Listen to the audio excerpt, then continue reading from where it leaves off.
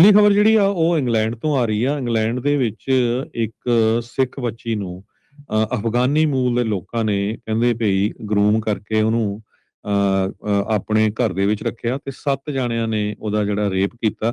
ਵਾਰ-ਵਾਰ ਸਿੱਖਾਂ ਵੱਲੋਂ ਉੱਥੇ ਦੀ ਪੁਲਿਸ ਨੂੰ ਦੱਸਣ ਦੇ ਬਾਵਜੂਦ ਵੀ ਉਹਨਾਂ ਨੇ ਜਦੋਂ ਕੋਈ ਐਕਸ਼ਨ ਨਹੀਂ ਲਿਆ ਤੇ 200 ਤੋਂ ਵੱਧ ਜਿਹੜੇ ਸਿੱਖ ਆ ਉਹਨਾਂ ਨੇ ਉਹ ਘਰ ਘੇਰ ਲਿਆ ਤੇ ਬਾਅਦ ਦੇ ਵਿੱਚ ਜਿਹੜੀ ਬੱਚੀ ਆ ਉਸ ਨੂੰ ਛੁਡਾਉਣ ਦੇ ਵਿੱਚ ਕਾਮਯਾਬ ਹੋ ਗਏ। ਕਹਿੰਦੇ ਇੱਕ ਨਹੀਂ ਹਜ਼ਾਰਾਂ ਹੀ ਜਿਹੜੀਆਂ ਬੱਚੀਆਂ ਆ ਚਾਹੇ ਉਹ ਸਿੱਖਾਂ ਦੀਆਂ, ਹਿੰਦੂਆਂ ਦੀਆਂ ਜਾਂ ਗੋਰੇ ਮੂਲ ਦੀਆਂ ਆ, ਉਹ ਪਾਕਿਸਤਾਨੀ ਮੂਲ ਦੇ ਜਿਹੜੇ ਗੈਂਗ ਹੈਗੇ ਆ, ਉਹ ਉਹਨਾਂ ਦੀ ਗਰੂਮਿੰਗ ਕਰਦੇ ਆ। ਜਦੋਂ ਉਹ ਉਹਨਾਂ ਨੂੰ ਬਰਗਲਾ ਲੈਂਦੇ ਆ, ਸਕੂਲ ਦੇ ਵਿੱਚ ਪੜ੍ਹਦੀਆਂ ਹੁੰਦੀਆਂ ਛੋਟੀ ਉਮਰ ਦੀਆਂ ਤੇ ਉਹਨੀ ਕੜੇ ਵੀ ਪਾਏ ਹੁੰਦੇ ਆ, ਪੰਜਾਬੀ ਬੜੀ ਮਿੱਠੀ-ਮਿੱਠੀ ਬੋਲਦੇ ਆ। ਤੇ ਇਹ ਬਹੁਤ ਵੱਡਾ ਇਸ਼ੂ ਇੰਗਲੈਂਡ ਦੇ ਵਿੱਚ ਮੁਸਲਿਮ ਬਣਿਆ ਗਰੂਮਿੰਗ ਹੋਇਆ ਦਾ ਹੈਗਾ। ਬਹੁਤ ਵੱਡਾ ਜਿਹੜਾ ਉਹ ਚੱਲ ਰਿਹਾ ਜੀ। ਹੈਗਾ। ਯਾ ਜੀ, ਸੋ ਇਸ ਵਾਰੀ ਇਹ ਜਿਹੜਾ ਸੀ ਬਹੁਤ ਜ਼ਿਆਦਾ ਰੌਲਾ ਪਿਆ ਕਿ ਦੇਖੋ ਜਿਹੜੇ ਪੋਲੀਟੀਸ਼ੀਅਨ ਆ ਉਹ ਇਸ ਕਰਕੇ ਨਹੀਂ ਬੋਲ ਰਹੇ ਕਿਉਂਕਿ ਉਹਨਾਂ ਦੀ ਗਿਣਤੀ ਬਹੁਤ ਜ਼ਿਆਦਾ ਆ ਪਾਕਿਸਤਾਨ ਦੇ ਵਿੱਚ। ਬਹੁਤ ਸ਼ਹਿਰਾਂ ਦੇ ਮੇਅਰ ਜਿਹੜੇ ਆ ਉਹ ਬਣੇ ਹੋਏ ਹੈਗੇ ਆ।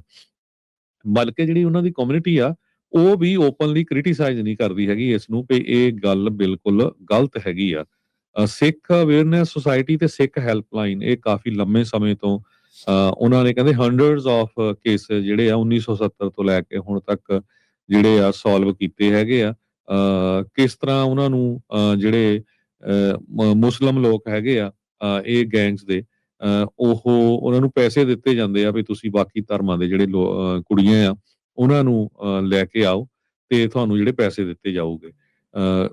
ਐਲੈਕਸ ਜੇ ਰਿਪੋਰਟ 2014 ਚ ਹੋਈ ਸੀ ਜਿਸ 'ਚ ਇਹ ਕਿਹਾ ਸੀ ਵੀ 1400 ਦੇ ਕਰੀਬ ਬੱਚੇ ਜੋ ਆ ਉਹ ਅਬਿਊਜ਼ ਹੋਏ ਆ 1997 ਤੋਂ ਲੈ ਕੇ 2013 ਚ। ਬਹੁਤ ਸਾਰੇ ਗੋਰੇ ਮੂਲ ਦੀਆਂ ਜਿਹੜੀਆਂ ਬੱਚੀਆਂ ਉਹਨਾਂ ਨਾਲ ਵੀ ਇਹ ਸਾਰਾ ਕੁਝ ਵਾਪਰਿਆ। ਗਰੂਮਿੰਗ ਪਰ ਜੋ ਉੱਥੇ ਦੀ ਆਪਾਂ ਕਹਿ ਸਕਦੇ ਪੋਲੀਟੀਸ਼ੀਅਨ ਜਾਂ ਪੁਲਿਸ ਉਹ ਇਸ ਕਰਕੇ ਨਹੀਂ ਕਰਦੀ ਸੀ ਵੀ ਸ਼ਾਇਦ ਸਾਡੇ ਉਲਟ ਕੇਸ ਹੋ ਜਾਊਗੇ ਵੀ ਦੇਖੋ ਜੀ ਇਹ ਮਿਨੋਰਿਟੀ ਆ ਇਹਨਾਂ ਦੇ ਪਿੱਛੇ ਜਾਂਦੇ ਹੈਗੇ ਆ।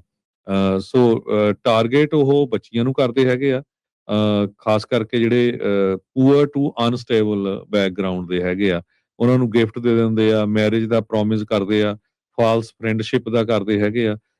ਸੋ ਬਹੁਤ ਵੱਡਾ ਜਿਹੜਾ ਰੌਲਾ ਇੰਗਲੈਂਡ ਦੇ ਵਿੱਚ ਪੈ ਰਿਹਾ ਵੀ ਜਿਹੜਾ ਜਸਟਿਸ ਆ ਇਹ ਮਿਲਣਾ ਚਾਹੀਦਾ ਆ। ਹੰਸਲੋ ਦੇ ਵਿੱਚ ਇਹ ਸਾਰਾ ਕੁਝ ਵਾਪਰਿਆ ਸੀ।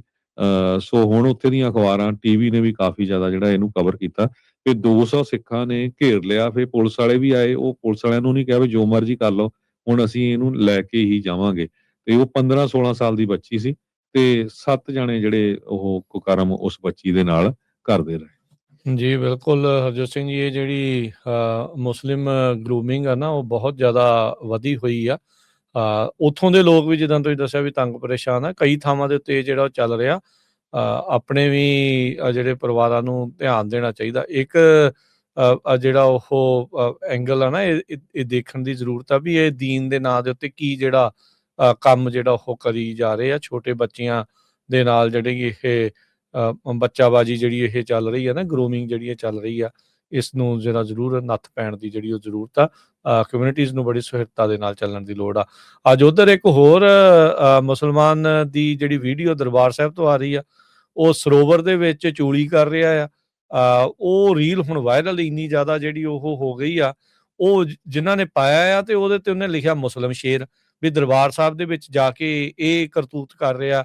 ਉਹ ਥੋੜੇ ਦਿਨ ਪਹਿਲਾਂ ਆਪਾਂ ਦੇਖਦੇ ਸੀਗੇ ਵੀ ਕਿਸ ਤਰੀਕੇ ਦੇ ਨਾਲ ਦਰਬਾਰ ਸਾਹਿਬ ਦੇ ਵਿੱਚ ਜਿਹੜੇ ਬਾਹਰਲੇ ਸੂਬਿਆਂ ਤੋਂ ਆਉਂਦੇ ਸਿਗਰਟਾਂ ਤੰਬਾਕੂ ਲੈ ਕੇ ਤੁਰੇ ਫਿਰਦੇ ਆ, ਉਹ ਆ ਰਹੇ ਆ। ਤੇ ਹੁਣ ਮੁਸਲਮਾਨ ਨੇ ਇੱਕ ਉੱਥੇ ਨਵਾਂ ਜਿਹੜਾ ਉਹ ਚੰਨ ਚਾੜ ਦਿੱਤਾ ਵੀ ਦਰਬਾਰ ਸਾਹਿਬ ਦੇ ਵਿੱਚ ਉਹ ਜਾਣ ਬੁੱਝ ਕੇ ਉਹ ਆਪਣੀ ਜਿਹੜੀ ਉਹਨਾਂ ਦੀ ਆਪਣੇ ਵਾਲੀ ਟੋਪੀ ਜਿਹੜੀ ਉਹ ਪਾ ਕੇ ਤੇ ਚੂਲੀ ਕਰ ਰਿਹਾ ਹੈ।